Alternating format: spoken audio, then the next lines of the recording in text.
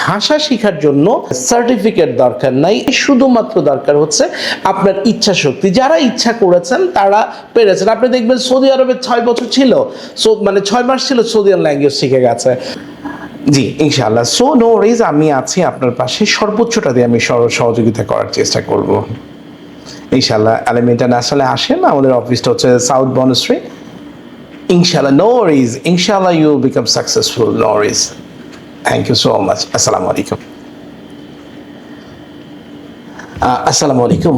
প্রতিদিন অনেক ফোন পাই, যারা আমাকে ফোন করে ধন্যবাদ জানান যে sir, I have learned many things from your video by watching your video. আমার স্যার খুব আগ্রহ ইংলিশ শেখাটা, বা I feel that I will not be able to do anything without English. Sir, আমি অনার্স কমপ্লিট করেছি, masters করেছি, কিন্তু আমি একটা চাকরি ইন্টারভিউতে গিয়ে ভয় পাচ্ছি।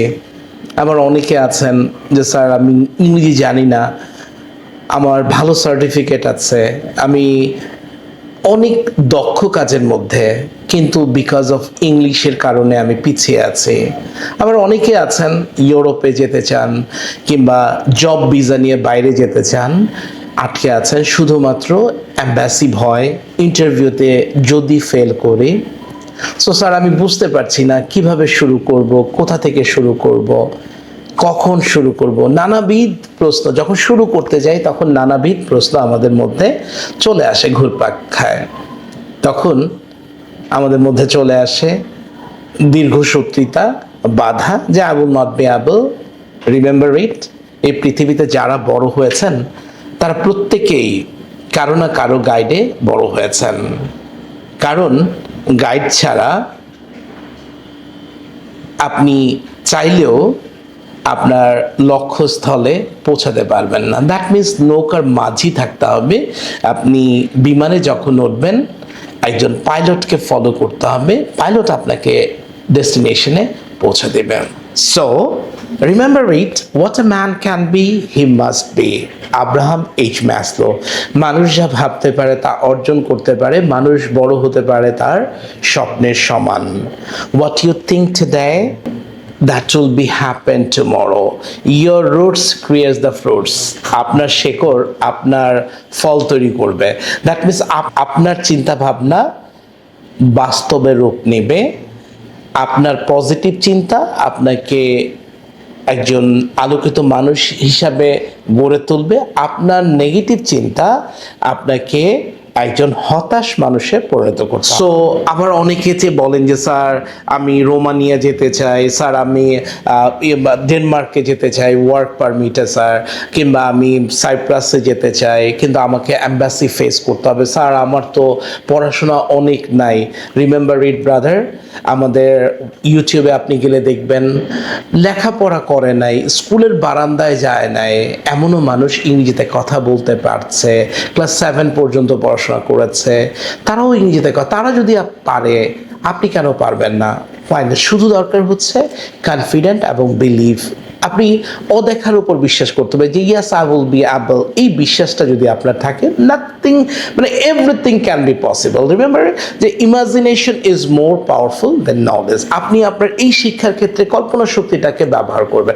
দেখেন, আপনার মানে বলবেন কিভাবে পসিবল। যেমন আপনার ছোট বাচ্চাটা, যে বাচ্চাটার বয়স 3.5 বছর কিংবা 4 বছর, সে খুব সুন্দর বাংলাতে কথা বলতে পারে।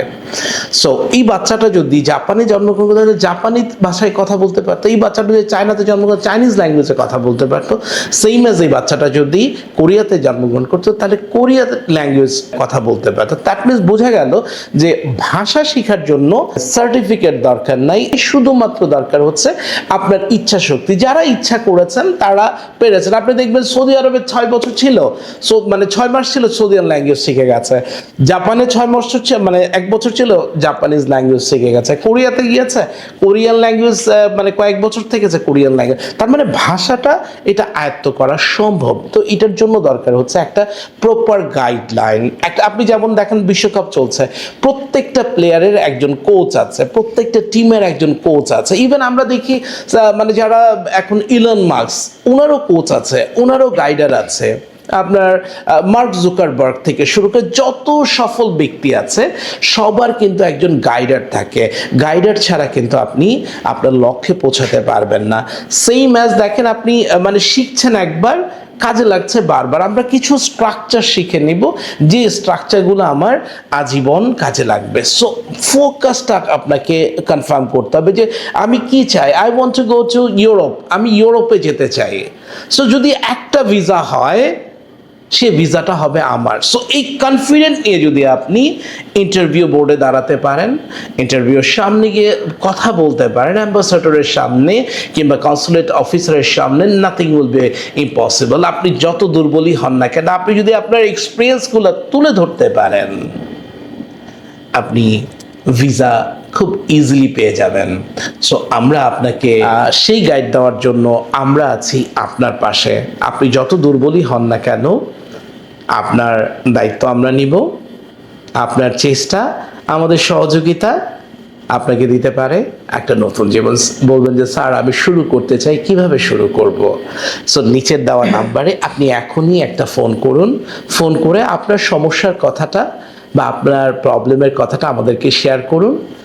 আমরা আপনাকে একটা সঠিক গাইডলাইন দেব। স্যার আমার ঢাকায় কেউ নাই, আমরা আপনাকে থাকার ব্যবস্থা করে দেব। আমাদের এখানে এসে আপনি থাকবেন, আপনি স্টাডি করবেন, then you will become successful. আবারও বলছি, দেখা হবে। আপনি যখন ফ্রি থাকেন আমার কাছ থেকে একটা অ্যাপয়েন্টমেন্ট নিয়ে আপনি চলে আসেন, আমি আছি আপনার অপেক্ষায়। আসসালামু আলাইকুম।